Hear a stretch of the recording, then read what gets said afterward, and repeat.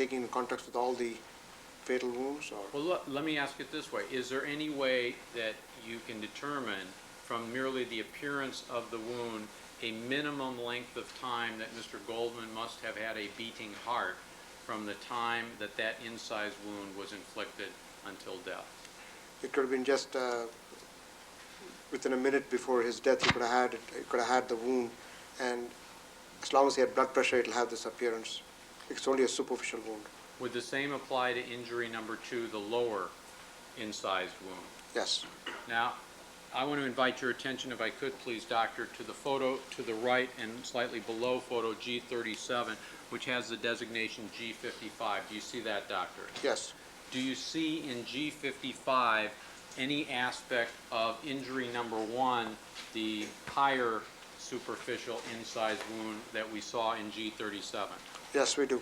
What do we see in G55? Injury number 1 is seen in the front of the neck here, portion of it. Actually, the end here is seen here in this photograph here. For the record, what you pointed to initially was what is the right side end of injury number 1 as seen in G37 and the equivalent aspect of the injury on G55. Is that correct, Doctor? Yes. Do you see any aspect of injury number 2, the lower incised superficial wound, in photograph G55? Yes, you see it continuing, the right end continuing all the way, and it seems to end in a larger stab/incised wound of the right side of the back of the neck here. And you're indicating an area that is perhaps half an inch above the top border of a blue photographic identification card in photograph G55? Yes. Doctor, with respect to that second lower incised wound, and inviting your attention to photograph G40, the photograph that is just to your right, do you see another aspect of that particular wound? Yes, you see that wound ending in this larger stab/incised wound on the back of the right side of the neck. You can see it ending here. And is that area where it is ending and the stab wound that you've indicated, G40, somewhat in the center of the photograph, is that the same wound seen in a fuller context as what appears on the left side of the, I shouldn't say the left side, it's the right side of the neck, but it's the left side of the photograph of G55? Yes. Now, Doctor, inviting your attention over to this photograph, which is to the left side of the photograph board, G51, do you see either the upper or the lower superficial incised wound in that photograph? Yes, you see a portion of the superficial incised wound number 1 above the large injury on the left side of the neck. And that large injury on the left side of the neck seen in G51, is that also seen in G37, the photo to the right? Yes. And would you point to it again? And for the record, you're indicating what appears to be a gaping wound about in the middle of the photograph and on its right margin. Doctor, is there any significance to you in the relative appearance of the 2 superficial incised wounds? Yes. What is that significance? They look like controlled cuts on the front of the neck, which would indicate to me that the Mr. Goldman was at some point in the altercation was immobilized, and there were controlled cuts applied to his neck because they are parallel and they seem to run in a left to right,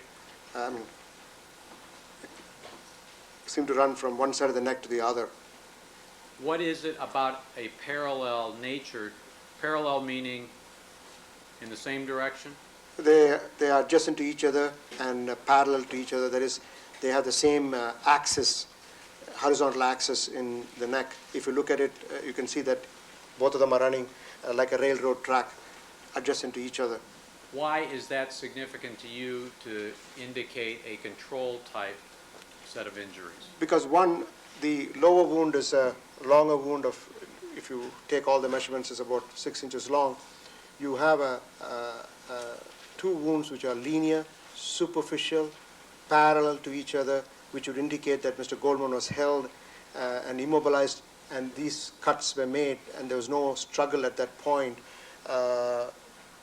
because of the appearance of the wound. That would be my opinion on that two wounds. Doctor, if I can slide under here, and if you would use me as Mr. Goldman and use yourself as the perpetrator, can you indicate the relative position you believe is demonstrated from these two superficial incised wounds? One position would be holding him in some manner like this and putting your knife in front of the neck and running the knife parallel. It would be like some kind of threatening cuts. And for the record, Your Honor, Dr. Lakshmanan with his left arm had it around my upper chest area, bent at the elbow, and with his, I'm sorry, Doctor, could you put your right arm back where you had it? And with the right arm, where did you have that? And with his right arm extended in front about the middle portion of my neck, and then moving the right arm appears to be as if holding an object, pulling it towards the right side of my neck. Yes, from left to right. The other factor which supports this theory is these two small nicks above and the abrasion below the second injury you see here, which we can discuss, and because that would also indicate that the knife was in the front. Doctor, if you'll turn, please. The knife was in the front of the neck, and the tip of the knife also caused the smaller cut you see above the superficial cut, which I just described as injury number 1 here. And there's also a smaller abrasion below the larger cut in the front of the lower part of the neck. Doctor, if you used the term Mr. Goldman was immobilized at the time. At least temporarily during when these incisions were made. Immobilized meaning what? He was held tight so that he couldn't move, so that these controlled cuts could be made. Doctor, do you have an opinion in the relative course of the events when those two superficial incised wounds, injuries 1 and 2, were received by Mr. Goldman relative to the time of his death? Given, Objection calls for speculation. You may answer the question. I would favor that they occurred earlier during the altercation because you have other wounds which are more serious wounds, and they would have caused death in a rapid manner. Once we discuss all the wounds, you'll see that quite a few of his wounds struck certain vital structures which have resulted in bleeding and death rapidly after that without medical treatment. So this would have occurred earlier in the struggle. Doctor, if Mr. Goldman were physically able to move about to try and avoid a sharp force injury such as is seen in injury number 1 or number 2, would you expect to see the parallel nature of those two injuries? No. Why not? There would be other cuts, and it won't be so parallel and linear as we see it in this photograph and all the 3 photographs we have studied so far.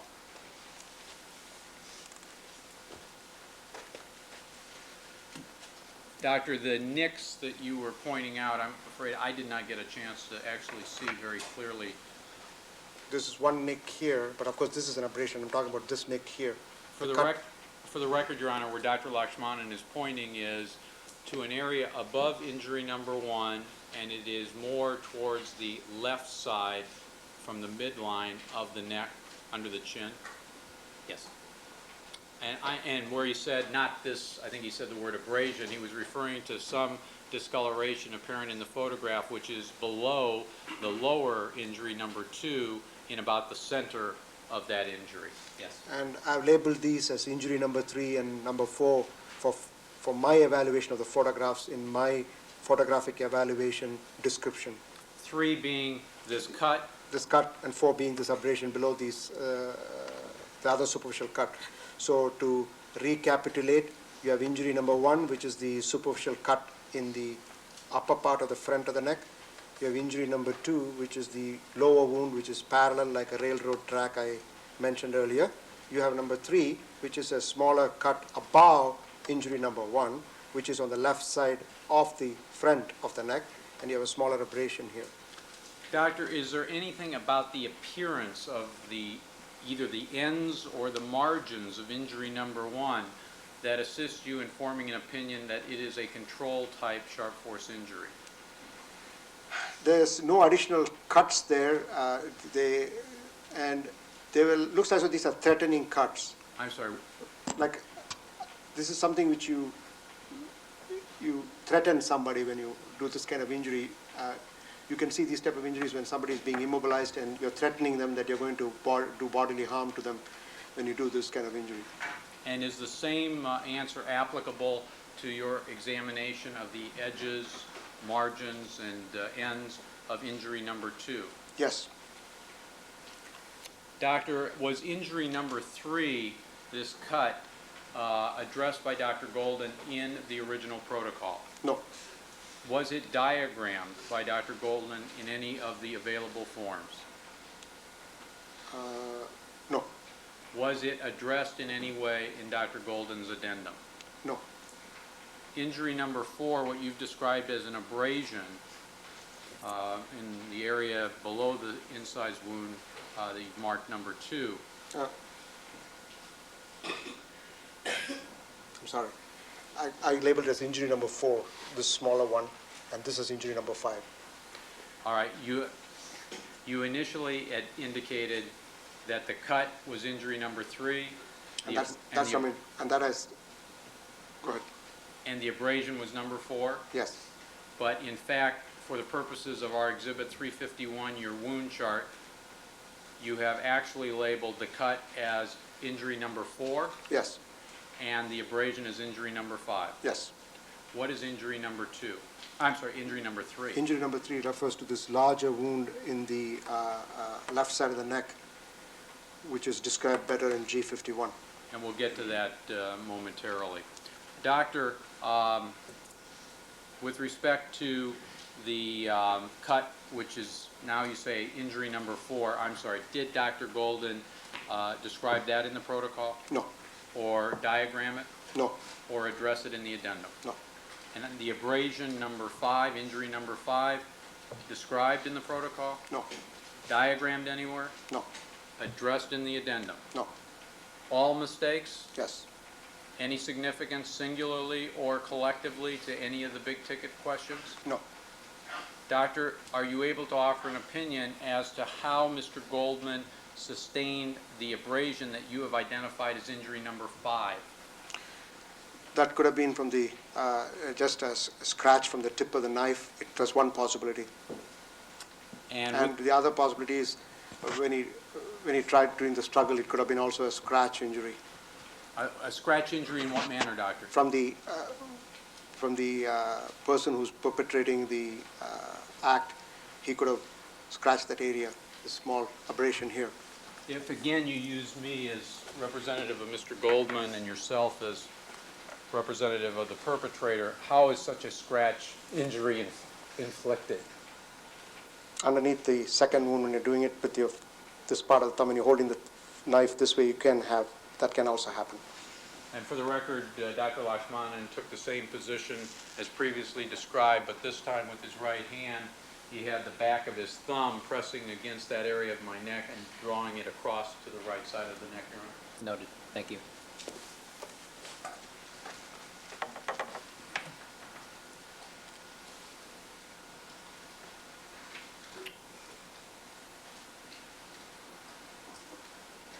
Doctor, in your opinion, both injuries 4 and 5 are ante-mortem because of the manner in which you've described you believe they were received? Yes. As to cause of death or any of the other issues, do they have any significance? No.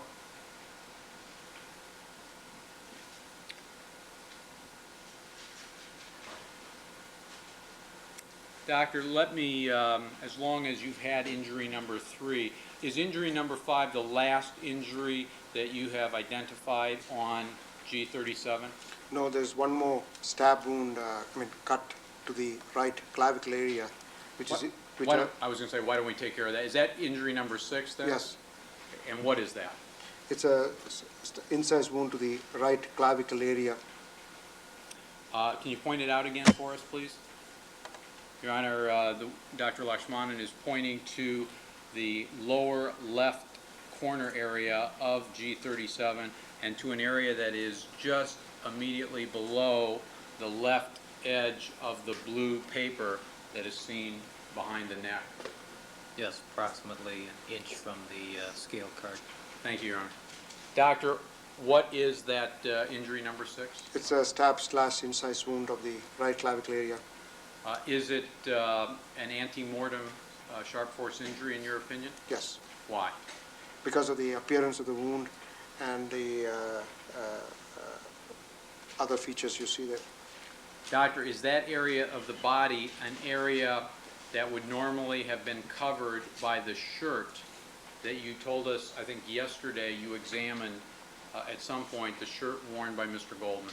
Yes, Did you find a corresponding defect, using your term, I believe, in the shirt for that particular sharp force injury that you've described as injury number 6? no, Does that surprise you in any way? no, the shirt was pretty loose over Mr. Goldman, so the shirt could have been retracted at some point during the struggle when this wound was inflicted. And if that retracted in the sense of pulled away from its normal position, Yes, if that had occurred, then would you expect to see necessarily the defect be in the area where if the shirt were worn normally, the shirt would be covering the area of injury number 6? that's correct. You would expect not to see it there? I won't expect to see any defect in the clothing if that's what happened. And we don't have a defect in the clothing when we examined it in detail this year and last year. Correction, this year. Doctor, let me ask you then if there's anything else you want to tell us about initially injury 1, injury 2, injury 4, injury 5, or injury 6. Nothing other than what we already discussed, and injury number 6 was discussed in the diagram and protocol of Dr. Golden. By the way, doctor, all of these sharp force injuries, 1, 2, 4, 5, 6, are they all sharp force injuries that could have been caused by the same single-edged knife that you described as a knife which could have caused all of the sharp force injuries received by Nicole Brown Simpson? Yes. Now, doctor, let's talk, if we can, about what you have described as injury number 3. Yes. I'll refresh my notes here.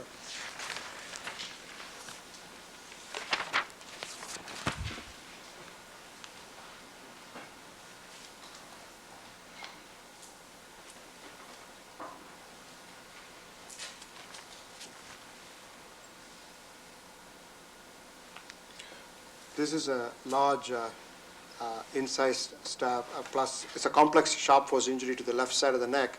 And in the 1:1 photograph, I measured this as 3 inches in the horizontal axis, that is on the side-to-side axis of the photograph. And in the gaping state, it measured nearly a 15/16 of an inch in the vertical axis, that is the up-down area of the photograph. It's a complex wound. There seems to be a cut in its lower margin here, in the left side of the photograph, in the margin, lower margin, near the left side of the photograph, This is photograph G51. in G51. And there's also a linear abrasion, which is 1.5 inches long, which extends below the complex injury, which I just described. The outer aspect of this injury on the right side of the photograph G51 shows a forking to the injury with an abrasion in between. It's a very complex injury. Doctor, first of all, is it a fatal sharp force injury in your opinion? Yes, This injury hit the internal jugular vein. And is that the same vein that you described with respect to both the left and right sides of Nicole Brown Simpson, and that the major stab incise wound that you have testified, in your opinion, was the last sharp force injury she received? Yes.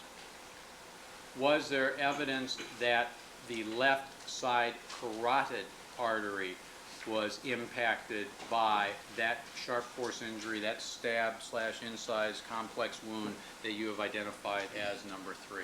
No. What causes such a complex wound to be, in your opinion, a fatal stab wound?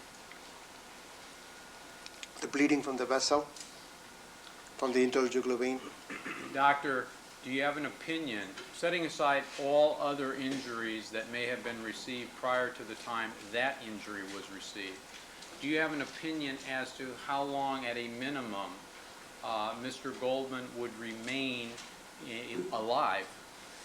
Let's start with just that, would remain alive. With an internal jugular cut and heavy bleeding, and if there's no medical treatment, you could die sometimes immediately if you have a air embolism. But but the normal course of event is bleeding and death. They could live for up to 15 minutes to half an hour, depending on, without medical treatment, and the wound continues to bleed, and they don't seek medical treatment. What's an air embolism?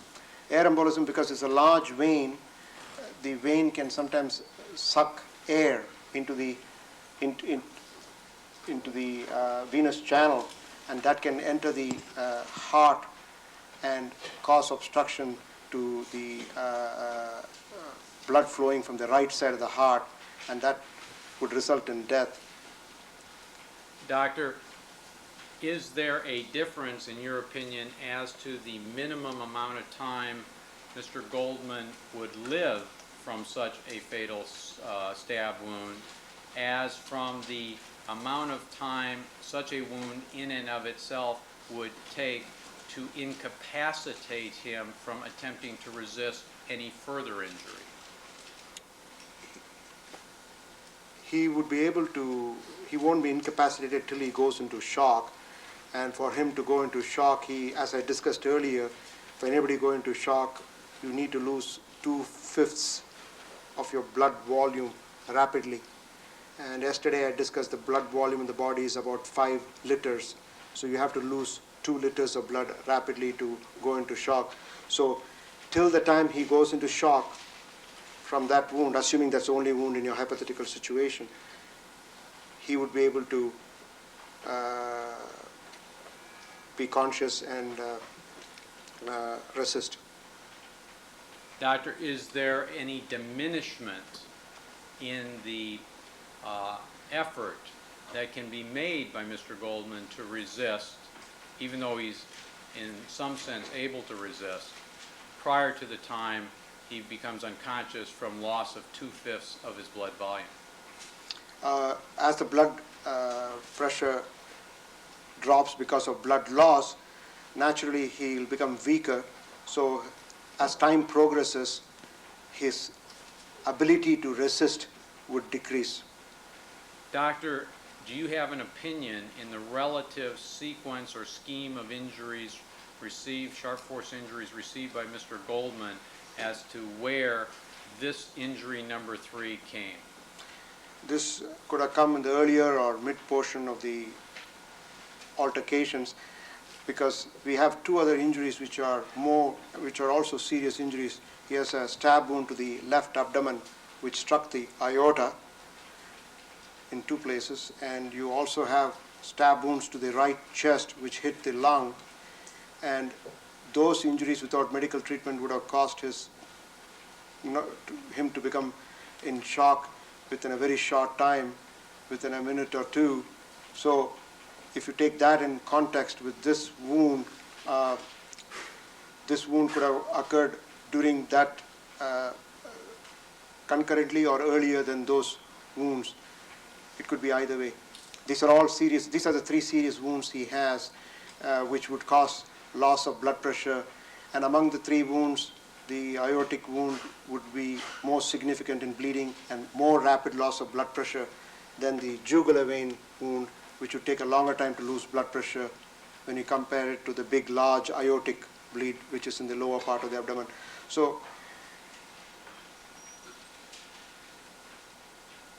and since I said that the aortic wound could cause loss of blood pressure in a minute, the jugular vein injury, if it had occurred within a minute before the aortic injury, it could cause significant bleeding also.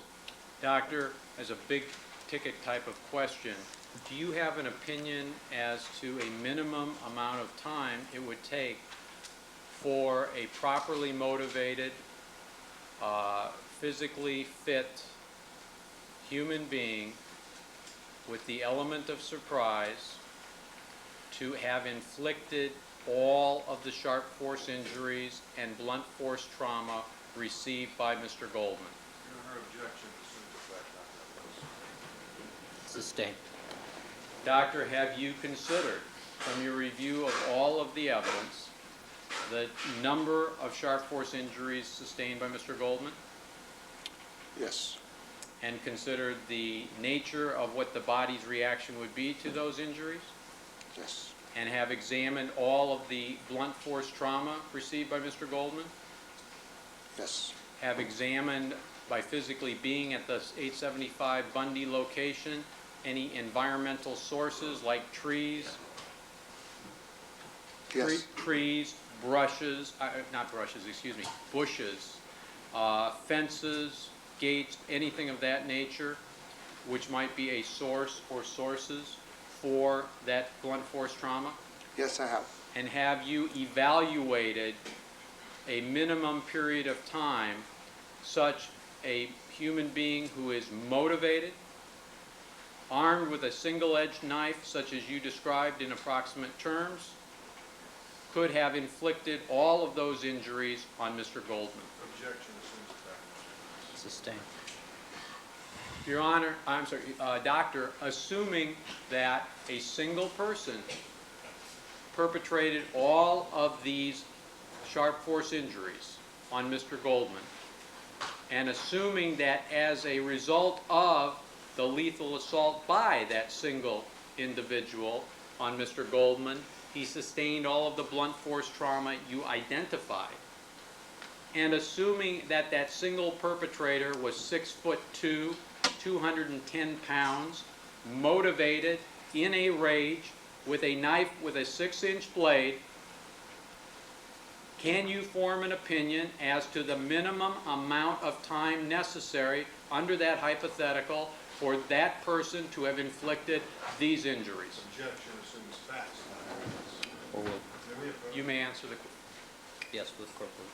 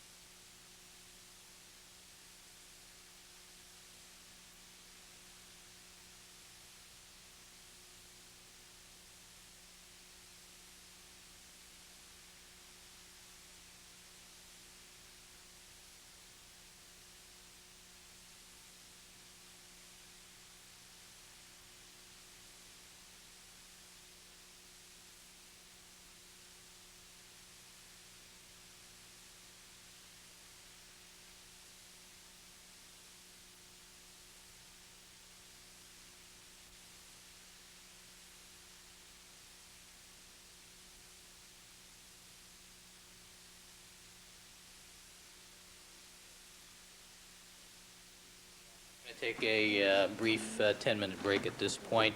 Please remember all my admonitions to you, and we'll call you back in about 10 or 15 minutes. All right? Thank you.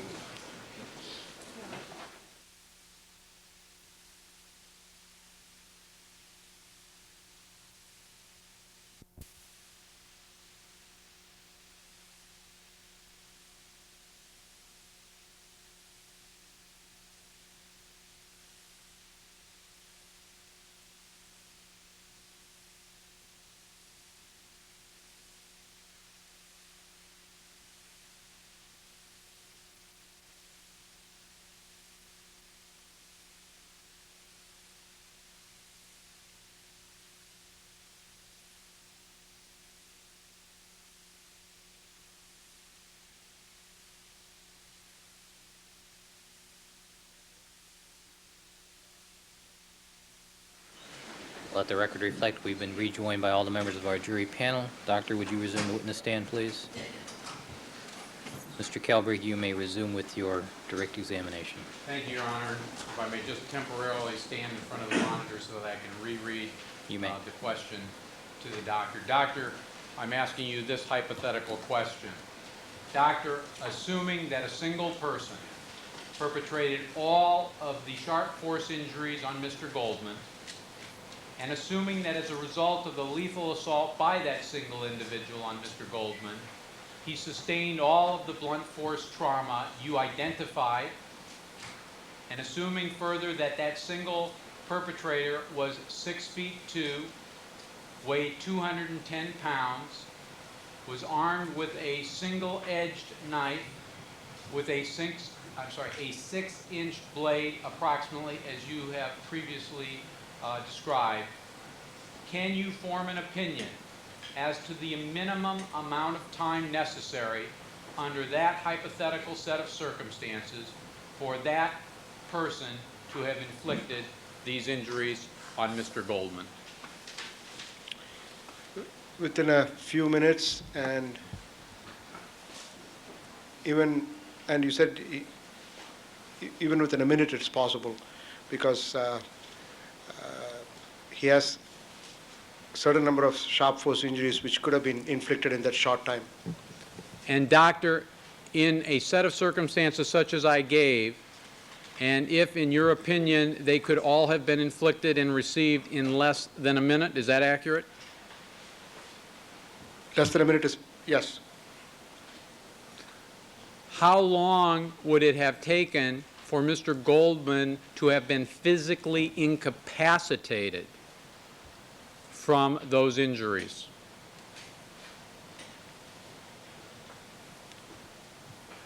After receiving the injuries, how long will he be how long will it take to get incapacitated? Before he was physically incapacitated.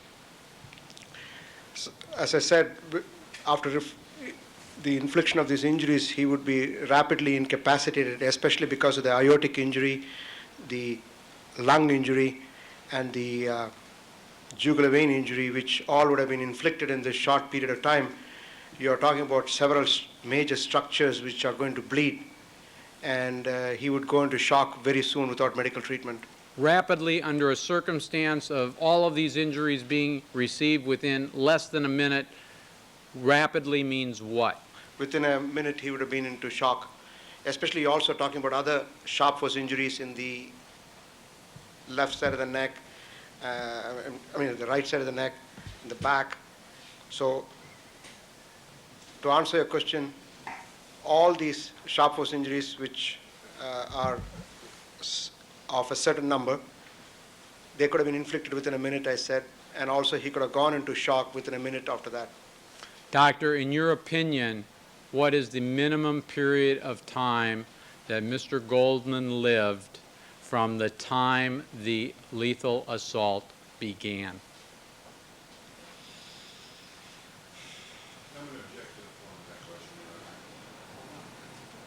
of that question. Without medical treatment, he would have died within 5 minutes. Doctor, and with the court's permission, again, can we ask the doctor to approach the photographs? Yep. Yes.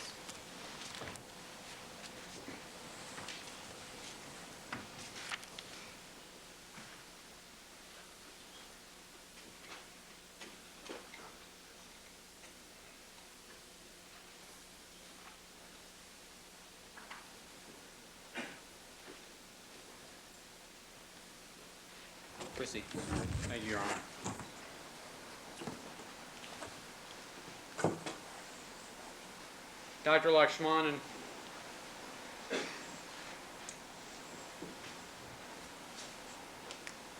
Dr. Lakshmanan, in describing injury number 3 as seen in the photograph G51, you mentioned a number of findings, including something about the tail, end of the wound, and so forth. I'd like you to clarify, if you would, in some fashion, each of those findings and what they signify to you.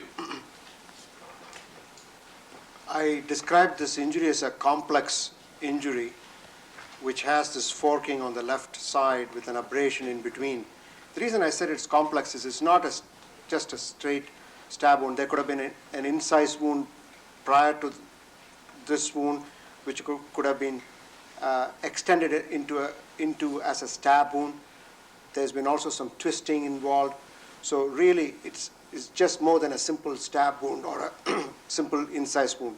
It's a complex wound. That is, there are numerous processes which could have been taken place when this wound was created. You said This could be from either the movement of the weapon or the movement of the victim.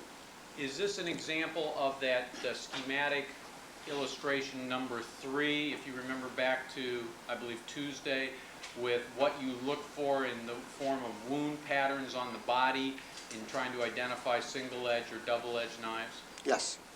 Doctor, the forking that you described, what, if any, significance does that have to you? Well, that's why I said there could have been an incised cut, a stab, then another cut here. So really, this fork will not really reflect the weapon itself, because that's why this wound could have been caused by either a single-edged weapon or a double-edged weapon. But is it a wound which is consistent with that same single-edged knife that you've talked about as being consistent with causing all of the sharp force injuries, both to Nicole Brown Simpson and to Ronald Goldman? Yes. Doctor, you also mentioned, did you say something about an abrasion around the margin? Yes, there is a linear abrasion extending from the margin or the lower margin of the wound. Would you point that out again? I'm sorry. For the record, Your Honor, this is on the lower edge of the wound as seen in photograph G51. Doctor, what is the significance, if any, of that finding? Again, this would be the stabbing and cutting process is a dynamic process with the victim moving and the assailant stabbing. So when the knife is withdrawn or the assailant, or the victim tries to withdraw from the assailant, the knife which comes out can draw out like an abrasion in the margin. Again, using myself as Mr. Goldman and yourself as the perpetrator, can you indicate how the knife can do that? When the knife is penetrated and it's coming out, you can get a linear abrasion as the knife tip draws across the skin, either by the victim pulling away from the weapon or the weapon, as it's being withdrawn, draws across the skin. And the part of the weapon that draws across the skin, we talked about if it's a single-edged knife, it has a blunt and a sharp edge. What edge is doing that? The blunt edge. And if it's a double-edged knife, obviously it's a sharp edge either side? No, either side, no. If it's a double edge, it will be the tip which can draw an abrasion. But usually you will expect a cut also, but here it's only an abrasion. So the tip of the double edge also could do an abrasion. I'm sorry. So the abrasion in and of itself is not a basis on which you can say it's a single-edged knife versus a double-edged knife? It would favor a single edge, but you cannot really exclude a double edge. Your Honor, for the record, Dr. Lakshmanan was in front of me. Actually, I think the court may recall this better than I do because I shouldn't have asked the question in the interim.